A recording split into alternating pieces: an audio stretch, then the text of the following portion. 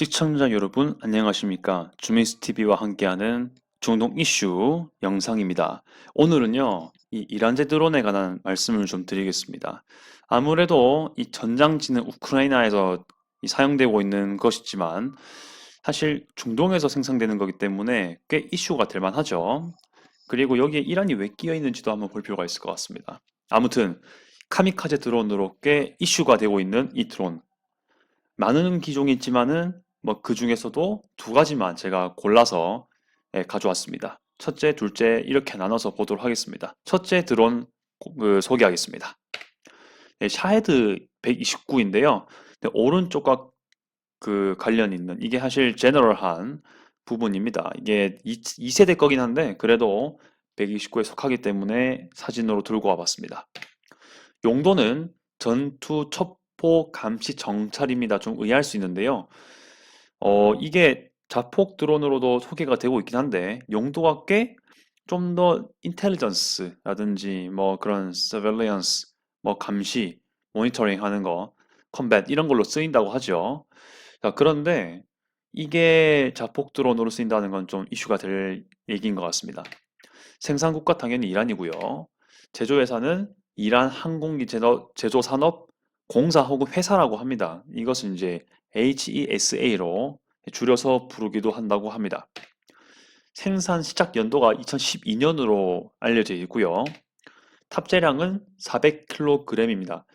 생산 연도가 지금 2012년 돼 있잖아요. 이렇게 보았을 때 아마 시리아 내전도 2011년 이후로 발생을 했잖아요. 그래서 연도가 꽤 그래도 오래됐기 때문에 그래서 이런 용도로 쓰이는 것들이 아마 시리아 내전 이런 데도 사용될 법하다. 연도상 맞기 때문에 그럴 가능성이 충분히 있다 볼 수 있죠. 탑재량은 400kg, 꽤 많은 무게를 실을 수가 있습니다. 길이는 8m, 높이는 3.1m, 꽤 큰 드론이죠. 날개 길이가 16m입니다. 거의 뭐 경비행기 못지않은 수준으로 되게 긴 그런 비행기인 것 같습니다. 순항 속도는 150km/h입니다. 고속도로보다 좀 더 빠른 속도가 되겠죠. 좀 느린 뭐 새마을호 느낌이 될 것 같습니다. 전투 가능 범위 1700km입니다. 그리고 최대 항속거리는 3400km인데요. 전투 가능이 한다면 아마 이제 모든 무기를 싣고 모든 그 적재를 한 다음 갈 수 있는 범위를 얘기하지 않을까 싶은 생각이 듭니다. 무게에 의한 거겠죠. 최대 비행시간 24시간 이렇게 되어 있습니다. 그러니까 뭐 이게 최대죠. 사실 뭐 한나절 여유롭게 한나절 잡아서 전투에 쓰이지 않을까 싶은 생각이 들어요. 네, 그렇게 생각한다면은 순항 속도가 150km고 만약에 여유롭게 한 12시간 정도 날아간다. 이거에 최대 비행 시간의 반 정도만 날아간다. 그렇다 하더라도 약 1800km, 2000km는 날아갈 수 있다는 거죠. 즉 하루에 약 1000km, 1000km 이상이 이렇게 왕복할 수 있는 그렇게 하면 여유롭게 왔다 갈 수 있는 그런 거리인 것 같고요. 만약에 순항만 해서 최대 비행으로 간다. 그러면은 약 한 3,600km까지 갈 수 있네요. 그러면은 제일 멀리 갈 수 있다면은 1,800km 거리를 왔다 갔다 할 수 있는 그런 거리일 겁니다. 아무튼 그런 것을 감안해서 이 샤헤드 129를 볼 필요가 있을 것 같습니다. 네, 최대 비행 고도는 7,300m. 보통 여객기가 날아갈 수 있는 게 보통 최대 고도 10km, 11km 그렇게 보통 날아가지요. 보통 이제 뭐 아주 아주 그 크다 커다란 항공기 같은 경우는 그렇지 않습니까? 그것보다 조금 낮긴 한데 그래도 꽤 고도가 낮진 않은 그런 수준인 것 같다 말씀을 드릴 수 있을 것 같습니다. 그러면 이때 또 제가 외국 기사도 봤고 한국 기사도 좀 봤는데요. 샤헤드가 무슨 의미냐? 이게 보통 두 개로 얘기를 하던데 제가 봤을 때는 한 개가 더 맞는 것 같다는 생각이 들어서 일단 좀 짚고 넘어가겠습니다. 나름 아랍어 공부했던 이력이 있죠. 네, 이란어로 이제 샤헤드란 말을 씁니다. 목격자 및 순교자라고 외신, 한국 언론, 뭐 인터넷 사이트 다 얘기를 하더라고요. 그런데 이때 제시하는 언어가 이렇게 돼 있습니다. 그러니까 쉽게 보시면은 중간에 이렇게 짝대기 하나 있죠. 이게 장음인데요. 샤헤드 이렇게 되거든요. 근데 이것을 이란어 사전으로 보면요. 순교자보다는 목격자 의미가 더 있습니다. 이렇게 하나, 둘, 셋 이렇게 아랍어는 보통 그 동사를 볼 때 알파벳이 세 개로 되어 있는 그런 루트가 되어 있습니다. 이란어도 마찬가지입니다. 제가 봤을 때는 세 개로 되어 있는데 이제 이건 장음이라 조금 붙여진 느낌이긴 해요. 그래서 이거는 자체가 목격자이긴 합니다. 아랍어로도요, 이게 같은 알파벳 쓰고요, 순서 똑같습니다. 완전 같은 단어인데요. 아랍어 사전을 보면은 이것도 역시 목격자라는 의미를 가지고 있습니다. 그런데 순교자라는 의미가 되려면요, 이렇게 돼야 됩니다. 그러니까 뭐 지금 첫째, 둘째, 셋째 모양 똑같죠? 다른 게 짝대기 한 개랑 여기 동그라미 두 개, 그 점 두 개 돼 있는 겁니다. 이건 다 장모음 모음이에요. 자, 그렇게 돼 있는 거 봤을 때, 어, 제가 봤을 때는 엄밀히 의미를 구분하고 싶긴 해요. 예, 이 지금 줄 안 친 이 단어가 사실 순교자의 의미를 가지고 있긴 합니다. 그런데 지금 검색해 봤을 때 샤헤드라고 나오면은 이렇게 단어가 검색되더라고요. 이건 엄밀히 말하면은 witness, 목격자, 증인이란 뜻을 지니고 있습니다. 그냥 뭔가 보는 사람, 이런 의미를 지니고 있는데요. 뭐 기사들을 보면은 이게 뭐 자폭 드론이니까 뭐 순교자랑 어울리네 이런 의미를 가지고 있는데요. 사실 이 단어도요. 잘 보면은 목격자 순교자라는 의미를 다 가지고 있는데요. 지금 제가 동그라미 치고 있는 거는 목격자 의미입니다. 그래서 저는 목격자라는 의미가 더 사전상으로 맞지 않냐, 사전적 의미로는 목격자가 맞지 않냐라고 보고 있긴 합니다. 자, 그 다음에 샤이드 129 드론 지원 단체가 어딘지를 보겠습니다. 당연히 이슬람 혁명 수비대가 되겠습니다. 샤이드 항공산업의 디자인을 맡았는데 이제 그런 것들을 전폭 지원하는 것은 이슬람 혁명 수비대가 되겠습니다. 여기서 뭐 헤즈볼라, 후티 반군 뭐 이런 식으로 시리아까지 연계가 많이 되어 있는 그런 어떻게 보면 친위군 같은 개념이긴 하죠. 그런 식으로 볼 수가 있을 겁니다. 샤헤드 129 드론의 활용. 사실 이번에 우크라이나 내에서의 그 공격 이용 말고도요, 이미 이력이 좀 있는 그런 무인 항공기입니다. 2014년 당시에 다마스커스, 그 시리아 수도죠. 여기서 위장 작전 혹은 공수 작전으로 용도가 쓰였던 바가 있습니다. 2012년에 만들었으니까 어느 정도 뭐 실험도 했을 거고 뭐 무기에 대한 테스트 했을 건데요. 그게 얼마 안 된 시점이겠죠. 지금 2014년이요. 아마 좀 좁은 범위에서 사용한 것 같습니다. 2015년 때가 되면은 샤디드 1 미사일과 함께 드론 공격으로 활용했던 바가 있고요. 2016년이 되면은 첫 드론 공격으로 움직였다. 이렇게 지금 기록이 나와 있습니다. 2017년 데일 에토르 미사일. 이게 데일 에토르가요. 미사일 이름이 아니고요. 그 시리아의 유프라테스 강이 흘러갑니다. 우리 그 메소포타미아에서 유명한 티그리스 강하고 이 유프라테스 강이 있죠. 네, 그 중에 유프라테스 강의 상류에 있는 작은 도시인데요. 꽤 역사적으로는 의미가 있습니다. 아무튼 뭐 그렇고요. 여기에 폭격을 할 때 자산으로 활용했다. 여기가 아마 그 시리아 정부군이 아니라 다른 반군이 있었을 걸로 보이는데요. 뭐 그런 이 용도였다고 합니다. 즉 이걸 통해서 또 뭘 볼 수 있냐면요. 현재 이란 정부가 계속해서 시리아 정부군하고 즉 알 아사드 정권하고 계속 결탁이 되어 있다는 것을 이 드론을 통해서 볼 수가 있습니다. 네, 다음 기종입니다. 두 번째 기종입니다. 샤헤드 136입니다. 이게 이제 뉴스에서 어떻게 나오냐면은 러시아가 이거를 딱 색깔만 다르게 해가지고 게르마늄 2로 바꿨다 이렇게 말을 하고 있습니다.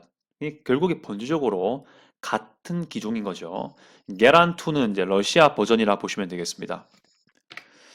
네, 타입은 이건 진짜 용도 자체가 자폭입니다. 자폭형 무인 항공기고요. 확실히 아까 말씀드렸던 샤이드 129보다 좀 더 작고 용도가 확정되어 있습니다. 129 같은 경우는요. 좀 더 정찰 의미가 강했고요. 뭔가 감시하는 거 좀 더 크기도 하죠. 자폭으로 쓰기엔 좀 자산이 아까울 수가 있는 여지가 있는데요. 샤이더 136은 그게 완전히 여기에 특화가 되어 있습니다. 생산국가 당연히 이란이고요. 제조회사 동일합니다. 생산 시작 연도는 사실 알려지지 않았지만은 확실히 129보다는 좀 최근인 걸로 제가 예상을 할 수가 있을 것 같습니다. 탑재량은 40kg, 무게 자체는 200kg인데 탄약을 포함해서 그렇다고 하면은 뭔가 이제 폭약을 실는 그것과 포함된 무게겠죠. 예, 아무튼 뭐 이것도 작지만은 꽤 크다. 그러니까 실을 수 있는 무게가 좀 큰 편이다라고 볼 수 있을 겁니다. 길이는 3.5m에 날개 길이가 2.5m. 뭐 실제로 보면 폭이 2.5m라는 거죠. 길이가 작진 않습니다. 하지만 129번 확실히 작죠. 129에 비해서는 좀 많이 작은 편이고요. 순항 속도는 129보다 약간 빠른 시속 185km/h입니다. 네, 비행 가능 범위 넓어졌죠. 1800에서 2500이라고 하는데 말로만 하면은 129의 어떤 전투 속도와 그리고 그 비행 최대 가능 범위의 좀 사이에 있긴 합니다. 뭐 많이 넓어진 건 아니네요. 다시 보니까. 아마 1800, 200, 2500은 아마 그 적재하고 안 하고의 차이가 아닌가라는 생각이 듭니다. 최대 비행 고도는 약 4km인데 129보다는 좀 많이 낮죠. 즉, 이 드론은요, 저공 비행 드론입니다. 이런 것도 좀 같이 보고 방공 시스템에 걸릴 만한 건지는 좀 두고 볼 일인 것 같습니다. 계속해서 이 사진이 이렇게 돼 있긴 하지만은 129 계속 이거라고 생각하시고 보시면 될 것 같습니다. 이 사진은 무시해도 됩니다. 2020년 예멘 내전 당시에 후티 반군이 사용한 적이 있습니다. 후티 반군은 그 예멘 있죠? 사우디아라비아 남쪽에 있는 그 예멘 거기에서 시아파 계열의 반군 조직입니다. 이런 것들을 볼 수가 있고요. 이란하고 많이 결탁이 되어 있습니다. 시아파기 때문에 여기서는 정체성으로 봤을 때 이제 종교적 정체성으로 봤을 때 이란하고 헤즈볼라하고 같은 계열입니다. 그래서 좀 관련이 있고요. 2022년 이슬람 혁명 수비대가 이라크 쿠르디스탄 지역의 쿠르드 분리 운동 본부에 드론을 공격하였습니다. 이걸로 했다고 합니다. 그 이제 아까 그 보여드렸던 네, 이것을 가지고 썼다고 하죠. 지금 마우스 가리키고 있는 것입니다. 네, 이 쿠르드 같은 경우는 이제 쿠르드 내에서, 그러니까 이라크 내에서 또 하나의 좀 분리주의가 성격이 강한 그런 단체입니다. 역사적으로 쿠르드족은 사실 이라크 아랍 쪽하고는 좀 다른 계열의 민족이긴 하고 터키 동부와 이란 서부에도 있는 그런 종족인데 이라크 같은 경우는 이 쿠르드 집단 거주지를 좀 자치주로 만들어가지고 쿠르디스탄이라고 명칭하면서 관리하고 있는데요. 에르빌이 그 주도가 되겠습니다. 아무튼 이것도 어떻게 또 해석할 수 있냐면은 이라크 정부하고도 이란 정부가 이런 식으로 꽤 연관이 많이 되어 있다는 것을 볼 수가 있습니다. 당연하지만 이라크 정부와 쿠르디스탄 계열들이 좀 사이가 뭐 내부 커넥트 있을 수 있겠지만은 본질적으로는 대립 관계죠. 근데 이란이 그걸 지원한 걸 보면은 이란하고 이라크가 지금 정부 차원에서 보면은 예, 뭐 본의 아니게 할 수도 있지만은 어쨌든 결탁은 하고 있다라는 거 어느 정도는 그런 걸 볼 수가 있습니다. 자, 이런데 이란하고 가면 러시아가 어느 정도 트레이드가 돼야 그 드론을 쓸 수가 있지 않겠습니까? 러시아도. 근데 참 어떻게 이것을 운송하냐? 드론은 사실 뭐 배를 이용하지 않고도 항공 운송으로도 충분히 그 전달이 가능하겠죠. 근데 어떻게 하냐 보면은 이게 마틴 플라우트 여기서 가져온 사진 자료인데요. 카스피해를 거쳐가지고 이렇게 카자흐스탄 영공을 지나서 이렇게 러시아 모스크바로 가지 않냐 이렇게 보고 있는데요. 물론 올해 2월 24일부터 5월 24일까지 23번에 걸친 화물 운송 루트인데요. 지금하고 약 한 5개월 전에 얘기긴 한데 그래도 뭐 지금도 큰 변화가 없다면 이렇게 계속 화물 운송을 하지 않을까 이 사이에 드론도 오가지 않았을까라 생각을 해볼 수 있는 겁니다. 자, 그렇게 해서 이란, 그 카스피해, 카자흐스탄, 러시아, 여기 또 유크레인 있죠. 이렇게 가능하지 않을까라는 생각을 하고 있습니다. 그리고 우크라이나 같은 경우는 지금 드론 공격 범위가요. 다 들어올 것 같은 게 샤이드 같은 경우는 아까 말씀드렸다시피 전투적으로 봤을 때는 1700km, 비행거리 3400km, 그리고 그 이제 드론 카미카제 있죠. 그 자폭형 드론 특성화가 돼 있는 136 이거 같은 경우는 1800부터 2500까지가 가능한데요. 잘 보시면 밑에 제가 축척일 이렇게 표시해 놓은 게 있습니다. 보시면은 제 마우스가 왼쪽 밑에 화면에 지금 오가고 있는데요. 이렇게 흰 검은 거 돼 있죠. 최대 축척으로 이게 지금 280이에요. 제가 한번 그려보겠습니다. 펜으로 한번 그려보겠습니다. 네, 이게 280이죠. 별표 치고 있는데요. 자, 그러면 이거랑 비슷하게 지금 만약에 러시아 국경 도시 벨고로드라고 칩시다. 여기가 벨고로드인 걸로 알고 있습니다. 지금 제가 동그라미 하고 있는 데 있죠. 여기서 만약에 저는 잘 모르지만 여기서 만약에 드론을 날린다. 그러면 280km만 하더라도 이까지 갑니다. 대충 그렇죠? 이게 280입니다. 300 정도 된다고 칩시다. 이까지가 300이고 또 600, 대충 900, 1000 이렇게 되지 않겠습니까? 그러니까 지금 벨고로드 기준으로 봤을 때요. 우크라이나 거의 전역이 이렇게 1000km 가도 이렇게 다 들어옵니다. 그런 식으로 봤을 때 사실 최대 거리를 안 맞추더라도 이 두 무인 드론기는 네, 우크라이나 전역을 때릴 수가 있다라는 얘기가 되겠습니다. 물론 왕복거리가 있기 때문에 좀 신경을 써야 되겠죠. 예를 들어서 샤이드 136이 2000km나 치자. 그러면은 왕복거리가 1000km라고 보면은 네, 아까 말씀드린 이 정도 범위에서 움직일 수 있겠죠. 정확하진 않은데 대충 이렇다는 겁니다. 우크라이나 주요 도시는 아무튼 1000km 이내, 즉 러시아 국경 도시로부터 이렇게 1000km, 1000km 왔다 갈 수 있는 거리 다 있다는 얘기죠. 그러니까 되게 좀 눈여겨볼 만한 얘기가 아닌가 싶습니다.